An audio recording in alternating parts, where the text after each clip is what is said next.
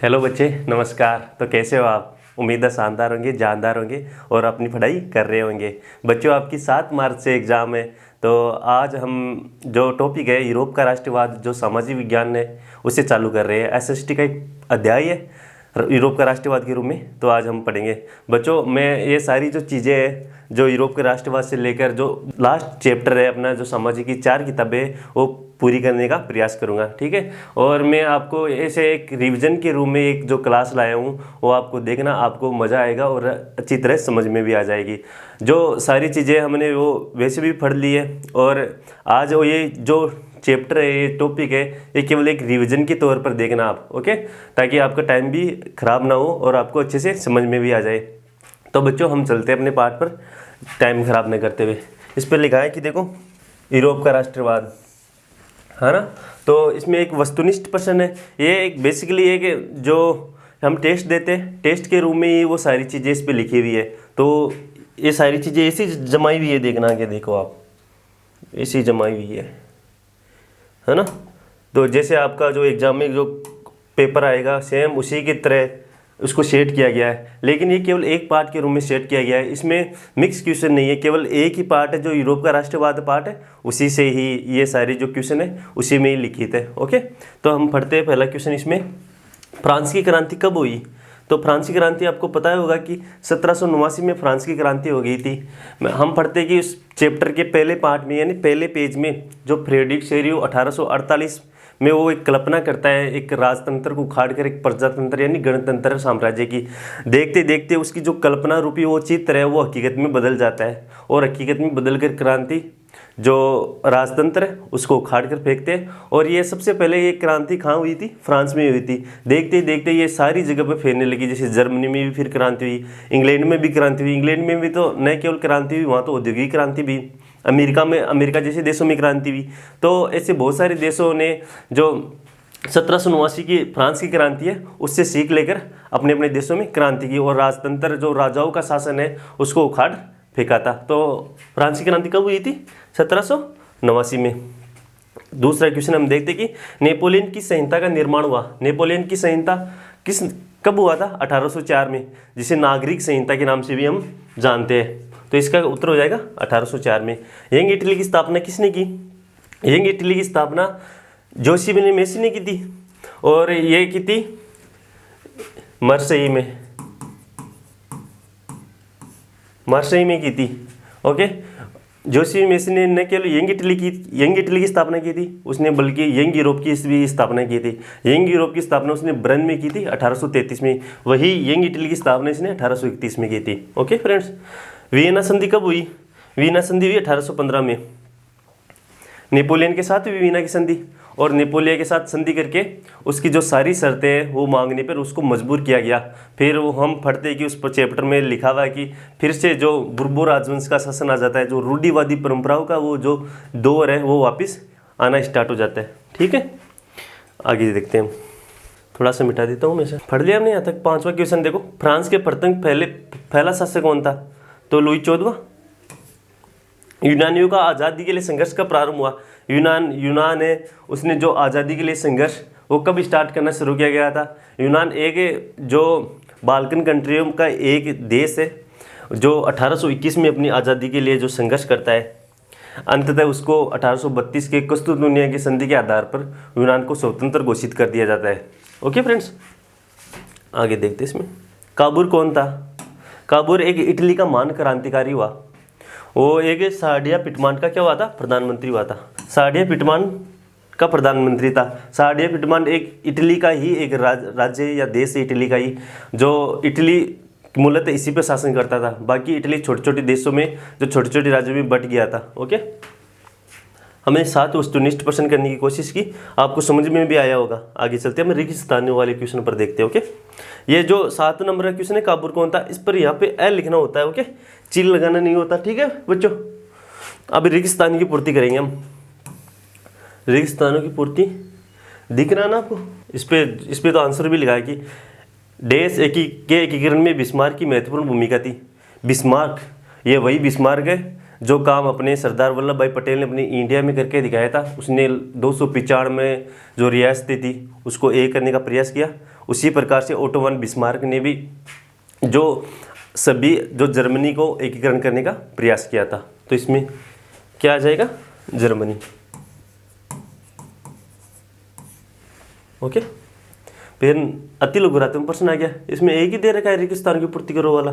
अब इसमें अति लघुरात्मक प्रश्न है जो हम देखते हैं इस प्रकार है। क्रांति के बाद स्टेट जनरल का नाम बदलकर क्या किया गया? क्रांति हुई 1789 में। 1789 में फ्रांस में क्रांति हुई।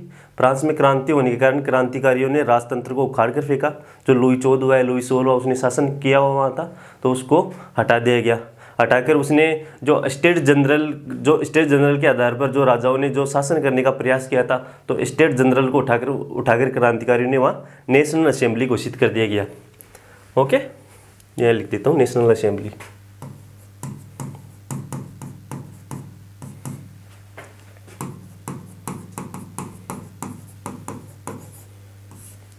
नेशनल असेंबली कर दिया गया। फ्रांसीसी लोगों का अंतिम राजा कौन था? लुई 14 लुई 16 करके वहाँ हुए थे। जैसे एक हुआ था लुई 14, ये लुई 16। ठीक है। फ्रैंकफर्ट संसद का आयोजन कहाँ पर हुआ? फ्रैंकफर्ट संसद का आयोजन वहाँ जर्मनी में। ओके, जर्मनी के एकीकरण के जनक कौन है? तो जर्मनी के एकीकरण के जनक है ओटो वन बिस्मार्क। मैं लिख देता हूं मैं, बिस्मार्क।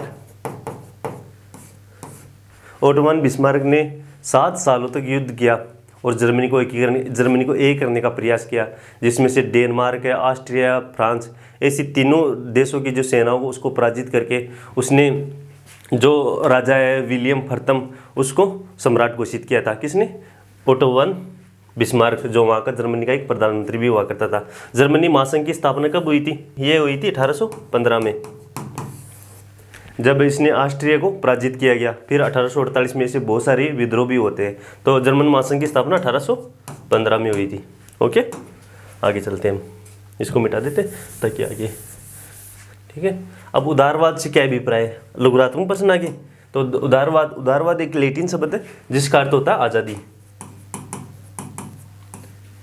ये बेसिकली मध्यम वर्ग के लोग ही उदारवादी जैसी परंपराओं को बढ़ावा देते हैं। मध्यम वर्ग में जैसे शिक्षक है, वकील है, जमींदार है, ऐसे लोग क्या करते हैं? उदारवादी। जैसे वो क्या कि राजतंत्र को पसंद नहीं करते, राजतंत्र का घोर विरोध करते हैं, तो ये सीधे सीधे क्या करते हैं कि कानून सबके लिए समान होना चाहिए, और जो राजतंत्र है राजतंत्र नहीं होना चाहिए, गणतंत्र में इनकी विश्वासदारी होती है।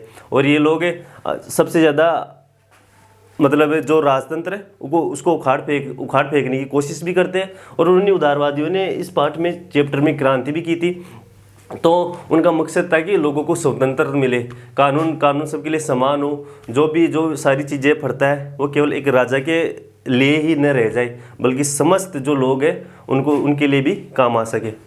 ओके, जनमत संग्रह तो जो लोगों का है, मत है, मताधिकार है, वोट है, किसी को एक पक्ष के रूप में डालना जनमत संग्रह कहलाता है। ठीक है। स्टेट जनरल का चुनाव कौन से नागरिकों द्वारा किया जाता था? स्टेट जनरल का चुनाव जो लुई 14 है, लुई 16 है, उनके द्वारा किया जाता था। पीछे हमने देखा था कि स्टेट जनरल का नाम बदलकर क्रांतिकारियों ने क्या कर दिया? नेशनल असेंबली कर दिया गया था। और क्रांतिकारियों ने न केवल स्टेट जनरल का चुनाव को नेशनल असेंबली कर दिया गया था, बल्कि वहाँ का जो राजा था, राजा का झंडा था, उसको भी उसने उखाड़ फेंका। उन लोगों ने उखाड़ फेंक अपने जो झंडा है, तिरंगा झंडा, उसको पहना दिया। लोगों ने नए गान स्टार्ट कर दिए गए, उसने अपने नए स्तुतियाँ चालू की गई, लोगों ने शपथें ले ली, अपनी जो पर्टिकुलर भाषा है उनको बढ़ावा दिया। क्रांतिकारियों ने जो अपनी जो लायक चीज़ें थी वो सारी कर ली। ठीक है। फिर इसमें क्या है? जैकोबिन क्लबों की स्थापना किसने की? इस पे लिखा है जैकोबिन क्लब की स्थापना किसने की? मैक्सिमिलियन रोबेस्पियर ने। 1804 की नागरिक संहिता से आप क्या समझते हैं? 1804 की नागरिक संहिता से हम समझते हैं कि 1804 की नागरिक संहिता को ही नेपोलियन की संहिता भी कहते हैं हम। ये ऐसे है कि कानून, नेपोलियन ने क्या किया था? कानून सबके लिए समान हो और जो संपत्ति के अधिकार हो उसको भी रक्षा की थी इसमें। ब्रिटेन के राष्ट्रीय गान का नाम क्या है? गॉड सेव द किंग, भगवान अपने राजा की रक्षा करे। ठीक है। फ्रांसीसी सैनिकों की पोशाक कौन थी? फ्रांसीसी सैनिकों की पोशाक थी वो भूरी नीली जैसी जर्सी पहना हुआ करते थे वो। कल्पनादर्श यूटोपिया से आप क्या तात्पर्य? यूटोपिया एक ऐसे समाज की कल्पना करना जो एक आदर्श समाज तो है, लेकिन इसका जो कल्पना करते हैं वो मात्र एक असंभव बात होती है, यानी उसकी कल्पना करना एक असंभव सा लगता है। ओके, इटली के एकीकरण में योगदान देने वाले 4 व्यक्तियों के नाम लिखिए। इटली के योगदान देने में 4 क्रांतिकारी हैं, जिनमें से एक हुआ Joseph Mazzini, count Camillo de Cavour, Victor Emmanuel second और एक हुआ गैरिबोल्डी। तो ये 4 लोग हैं जिन्होंने इटली के जो छोटे छोटे भाग हैं उनको एक करने में मदद की। वही जो इटली को हथियार रहे थे, जैसे ऑस्ट्रिया जैसे लोग हैं, जर्मन जैसे लोग हैं, उन्होंने इस इटली के भागों को हड़प लिया था। तो उन्होंने उनसे भी आज़ादी दिलाने में इन 4 जो महान क्रांतिकारियों ने भूमिका निभाई थी। यहाँ मैं लिखूँ ना, यहाँ मैं लिख भी देता हूँ। एक तो हुआ जोसेफ मैज़नी, दिख रहा है, एक हुआ गैरिबोल्डी,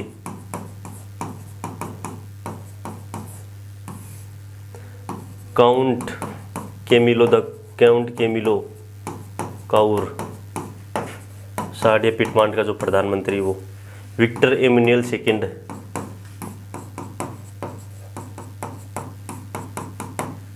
ओके, ये 4 है। ये 4 राजा हुए थे इटली के। फिर लघुरूपक प्रश्न में देखते कि फ्रांस में नेपोलियन द्वारा प्रारंभ की गई नागरिक संहिता 1804 की किन्हीं 4 विशेषताओं का वर्णन कीजिए। 4 विशेषताएं, ये मैंने 2 विशेषता तो बताई थी कि कानून सबके लिए समान हो, और दूसरा जो उन्होंने संपत्ति के जो अधिकार है उनकी रक्षा की, प्रशासनिक की जो व्यवस्था है उनको समान, सबके लिए समान लागू किया गया।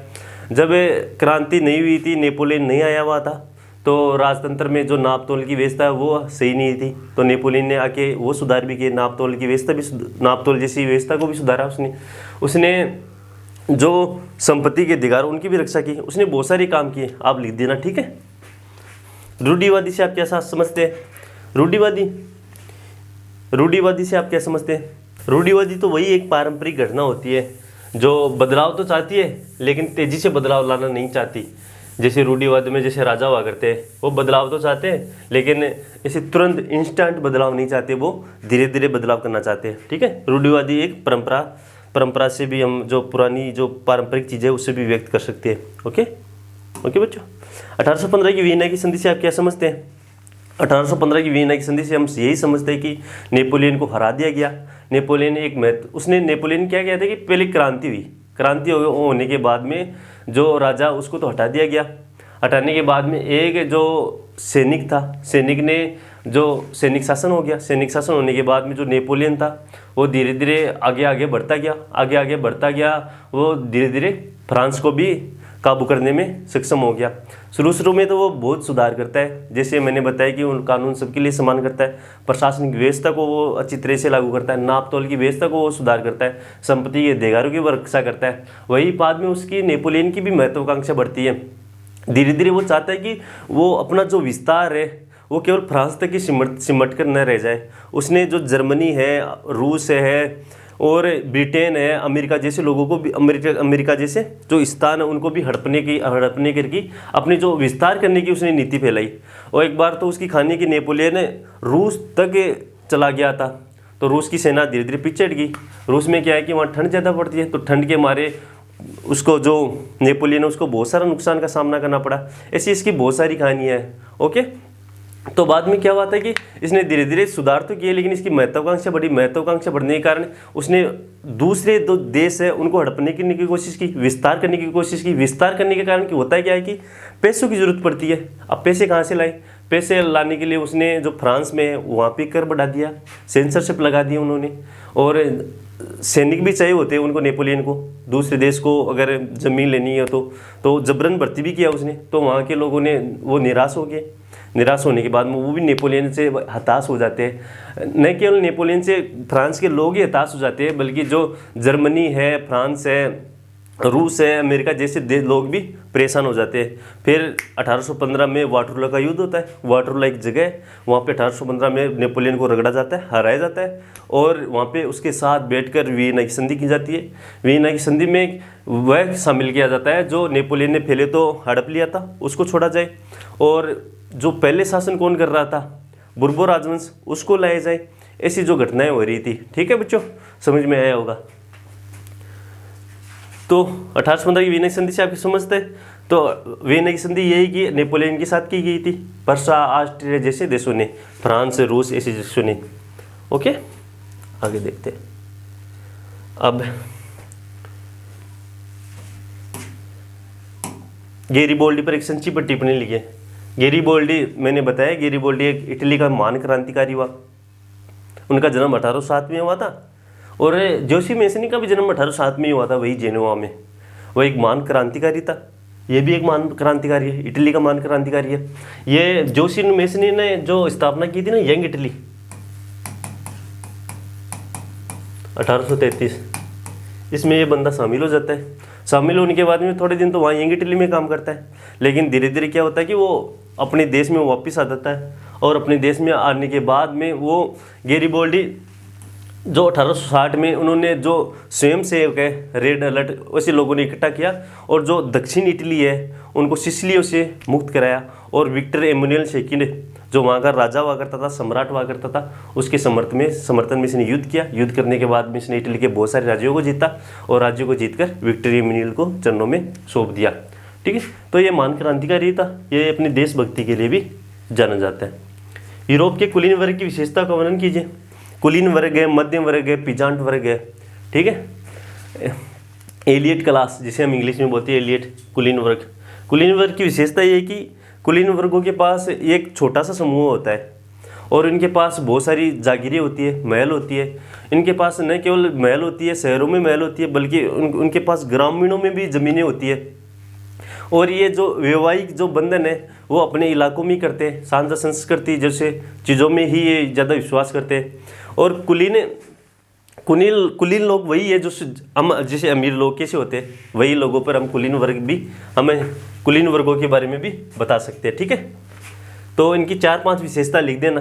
ओके, बिस्मार्क के बारे में संक्षिप्त टिप्पणी लिखें, तो छोटी सी टिप्पणी लिखनी है।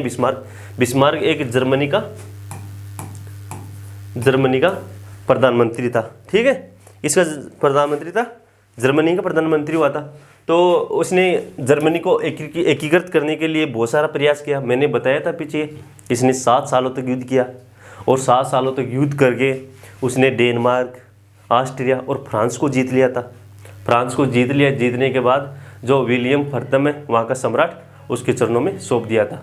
और ओटोमान बिस्मार्क की एक बहुत लंबी चौड़ी कहानी है बच्चों, तो आप इसके बारे में थोड़ा संक्षिप्त में लिखना है। ओके, इसमें भी लिखा हुआ है संक्षिप्त में टिप्पणी करना, तो 2-4-5 लाइनों में आप लिख देना। ठीक है, आगे देखते हैं। जर्मनी के एकीकरण के प्रमुख कारण यही बिस्मार्क वाला ही लिख देना, 1-2 टॉपिक तो। ठीक है, और 4 चरण लिख देना आप जो मैंने बताया वही है, इसमें 4 चरण लिखने की कोई ऐसी आवश्यकता नहीं ज़्यादा। यूनान की स्वतंत्रता प्राप्ति मुख्य घटनाओं को क्रमबद्ध रूप में लिखिए। यूनान को आज़ादी कब मिली थी? 1821 में मिली थी ना। और यूनान को आज़ादी मिलने के बाद, यूनान भी एक बाल्कन कंट्री ही है।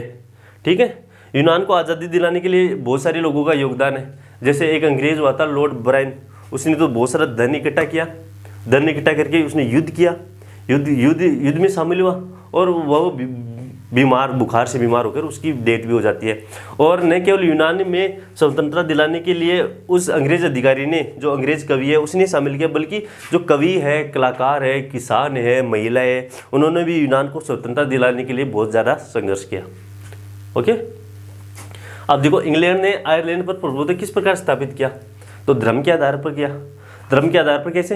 एक तो इंग्लैंड में आयरलैंड में एक तो कैथोलिक धर्म है, एक प्रोटेस्टेंट। इंग्लैंड ने प्रोटेस्टेंट धर्म को क्या किया गया, उसको बढ़ावा दिया और बोला कि आप तो जो बहुसंख्यकवाद है कैथोलिक, उसको आक्रमण कर लो। और 1807 में जबरदस्ती से सैन्य कार्रवाई से आयरलैंड पर इंग्लैंड द्वारा प्रभुत्व स्थापित किया गया, और जिसे हम ग्रेट ब्रिटेन के रूप में जानते हैं। ग्रेट ब्रिटेन में 4 देश आते हैं, आयरलैंड है, वेल्स है, स्कॉटलैंड है, एक इंग्लैंड खुद। ठीक है, जोशीमिन मेसनी के बारे में आप क्या जानते हैं? जोशी मेसनी इटली का एक महान क्रांतिकारी हुआ। उसका जन्म 1807 में जेनोवा में हुआ। ओके, उसने 24 साल की उम्र में लिगोरिया में उसने क्रांति कर दी गई। तत्पश्चात उसको बहिष्कार कर दिया गया वहाँ से। फिर इसके बहिष्कार करने के बाद जोशी मेसनी ने 2 संगठनों की स्थापना की थी, यंग इटली और यंग यूरोप। यंग इटली की स्थापना इसने मर्से में की थी, वही बर्न में इसने यंग यूरोप की स्थापना की थी। और इसका जोशनी मेसनी का इस कोट भी है कि ईश्वर ईश्वर उन्हीं ईश्वर का मत है कि जो लोग है, राष्ट्र है, वो क्या है कि प्राथमिक जो राष्ट्र है उसकी प्राथमिक करती है। ठीक है, वो सही से अभी मेरे को रिकॉल नहीं हो पा रहा है, उसका कोट भी आप बच्चों देखना जरूर। राष्ट्रीय राज्य के निर्माण में लोक संस्कृति की भूमिका स्पष्ट कीजिए। लोक संस्कृति, वही जो लोक संस्कृति तो वही होती है जैसे संगीत है, अपनी जो साझा संस्कृति है, जो पहनावा है, पगड़ी वगैरह है, वही क्या होती है, लोक संस्कृति होती है। तो उसके बारे में पॉइंट टू पॉइंट लगा कर आप लिखना। ठीक है, इसको फिर मैं मिटाने की कोशिश करूँगा। तो बच्चों आप ये पार्ट थोड़ा मुश्किल पार्ट है। मैं अगर आपको ये जो यूरोप का राष्ट्रवाद पार्ट है, आपको अगर ये समझ में आया तो मानो आपको SST की जो बुक है अच्छी से समझ में आ जाएगी। ओके, यही टफ पार्ट है, थोड़ा सा टफ का है, थोड़ा सा जो क्रांतिकारी हुए इनके बारे में ध्यान रखना पड़ता है। कौन सा क्रांतिकारी जर्मनी का है, कौन सा इटली का है। जर्मनी के तो 2 ही क्रांतिकारी है एक तो ओटो वन बिस्मार्क है, एक विलियम प्रथम है। और इटली के सारे जो 4-5 मैंने बताए वही, उनके बारे में आप 4-5 लाइन देखना, याद करना। फिर इसमें जर्मनी के एकीकरण की प्रक्रिया को स्पष्ट कीजिए। तो जर्मनी के एकीकरण की प्रक्रिया को आप स्पष्ट कर देना, इसमें किस किस का योगदान था, किस किस ने इसने भाग लिया था। ओटो वन बिस्मार्क के बारे में लिख देना, विलियम प्रथम के बारे में आप लिख देना। अब निम्नात्मक प्रश्न में आप तो आधा 1 पेज आप जरूर बनना। इसमें बाल्कन प्रदेशों में राष्ट्रीय तनाव क्यों पनपा। तो बाल्कन प्रदेशों में राष्ट्रीय तनाव इसलिए लेकर पनपा की भौगोलिक जातीय भिन्नता थी वहाँ की एक तो, और दूसरा कि ऑस्ट्रिया है ओटोमान ऑस्ट्रिया, वो आधुनिकीकरण की तरफ जा रहा था। ठीक है, वही। और बाल्कन प्रदेशों में राष्ट्रवादी तनाव क्यों पनपा, वो इसकी बहुत पीछे की अगर कहानी है तो मैं थोड़ा सा आपको बताने की कोशिश करता हूँ कि 1914 में प्रथम विश्व युद्ध हुआ, जहाँ पे दो राष्ट्र बट गए। एक राष्ट्र तो आया दूरी राष्ट्र, ठीक है, मित्र राष्ट्र एक दूरी राष्ट्र। मित्र राष्ट्र में जो अमेरिका है, रूस है, फ्रांस है, ऐसे शामिल थे। वही जर्मनी, इनमें जर्मनी, ओटोमान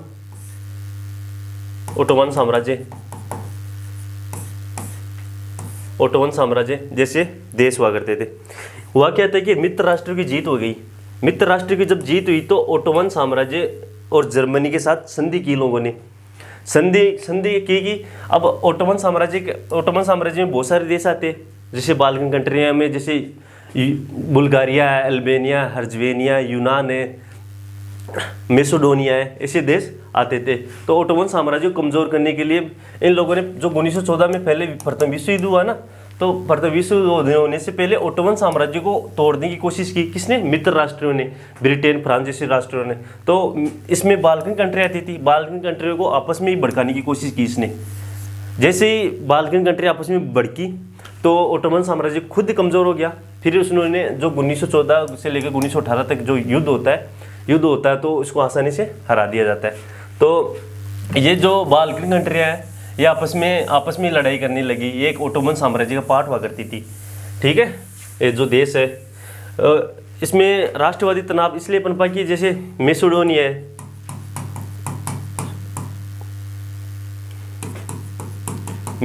है, बुल्गारिया है, अल्बानिया है, यूनान है, ऐसे बहुत सारे देश है, हर्जवेनिया है। ये क्या बात है कि राष्ट्रवादी तनाव क्यों पनपा? मेसिडोनिया तो चाहता था कि मैं इसकी ज़मीन हड़प लूँ और मेरा थोड़ा सा विस्तार हो जाए। बुल्गारिया खुद चाहता था कि मैं मेसिडोनिया की ज़मीन हड़प लूँ। ये मेसिडोनिया यूनान की हड़पना चाहता था, बुल्गारिया अल्बानिया की, ऐसे बहुत सारे ऐसे में देश आते हैं, 20-25 देश है। तो इनमें क्या कि आपस में ही तनाव उत्पन्न हो गया। तनाव उत्पन्न होने के बाद में ये कमज़ोर हो गए। तो आप उनके बारे में देखना, पॉइंट टू पॉइंट लगा के लिखना कि जातीय बनावट है, इनका खुद का संघर्ष है, विस्तारवादी नीति है, ओटोमन साम्राज्य, खुद आधुनिकीकरण की जो चीज़ें हैं वो। ठीक है, इटली के एकीकरण की प्रक्रिया को स्पष्ट कीजिए। तो इटली के एकीकरण में 4-5 लोगों का स्थान है। मेसिनी का, गेरिबोल्डी का है, इनके 2-4 लाइन लिखना। विक्टोरिया एमुलर सेकंड का है, काउंट कैमिलो कावर का है। काउंट कैमिलो कावर तो वो न तो जनतंत्र में विश्वास करता था, वो न है प्रजातंत्र राजतंत्र में विश्वास करता था। ठीक है, और काउंट कैमिलो कावर का तो बड़ा योगदान है इसमें इटली के यकीन में। फ्रांसीसी लोगों के बीच सामूहिक पहचान का भाव पैदा करने के लिए फ्रांसीसी क्रांतिकारियों ने क्या कदम उठाए? फ्रांसीसी क्रांतिकारियों ने कदम उठाए, उसने जो राजतंत्र है उसको उखाड़ कर फेंकने की कोशिश की। ठीक है, उन लोगों ने जो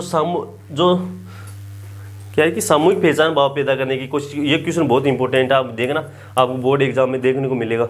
ठीक है, अभी लिख लेना। ठीक है, ये क्वेश्चन आएगा फ्रांसीसी लोगों के बीच सामूहिक पहचान भाव का पैदा करने के लिए फ्रांसीसी क्रांतिकारियों ने क्या क्या कदम उठाए।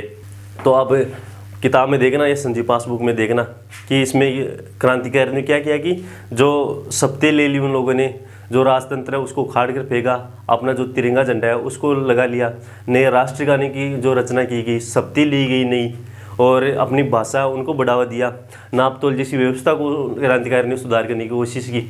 ठीक है, तो ये सारी घटनाएं मैंने थोड़ा बहुत संक्षिप्त में पढ़ाने की कोशिश की। बाकी मैं जो इसमें ये चैप्टर इसमें थोड़ा सा और टाइम लगता है, लेकिन इसमें टाइम लगाने की कोई ज़रूरत नहीं है। आप थोड़ा सा ऐसे ही रिविजन करने की कोशिश करना, ऊपरी चीज़ों को उठाने की कोशिश करना, ताकि आपको जो चीज़ें वो समझ में आ सके। ठीक है बच्चों, तो आज हम इतना ही पढ़ेंगे। अगले नेक्स्ट पार्ट हम जो शायद लेकर आएंगे ही, ताकि आपको दिक्कत ना हो और आपको समझ में आ सके। तो हमने आज जो पार्ट है यूरोप का राष्ट्रवाद, उनको पढ़ने की कोशिश की, उनको समझने की कोशिश की। आप भी थोड़ा सा एफर्ट लगाना, और बच्चों घर पे जाकर आप भी देखना, आप किताब संजीव पासबुक की मदद करके देखना, और जो भी नई चीज़ आए कमेंट बॉक्स में ज़रूर लिखना। तो बच्चों आज इतना ही, बहुत बहुत धन्यवाद।